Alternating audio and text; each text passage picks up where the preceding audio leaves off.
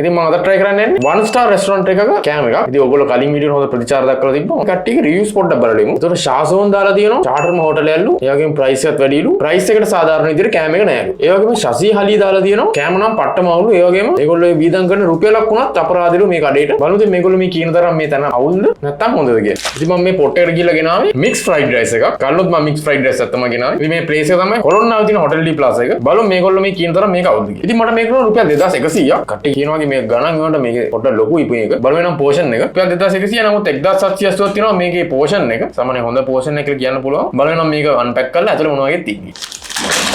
පට්ට සයිස් මේක නම් මේක මික්ස් රයිස් එකක් වල මේක කහපාට ලුක් එකක් තමයි තියෙන රයිස් එකේ නේද? කට්ටිය මේක රෙස්ටොරන්ට් එකේ බලලා තිබ්බල මේක මාර ලුක් එකක් නෙදීන්නේ. මේක මික්ස් රයිස් එකක්. ඒතර මේගොල්ලෝ මේකට බීෆ් දානවා කිව්වා. ප්‍රෝන්, චිකන් වගේම ෆිෂ් එක වගේ ඇඩ්ලා තියෙනවා. ඒකම චිලි පේස්ට් දීලා තියෙනවා. ඒකට පොඩි චොප්ස් එකක් ඇඩ් කරලා තියෙනවා. මේ රයිස් එක පොඩ්ඩක් yellow කලර් එකක් තමයි තියෙන්නේ.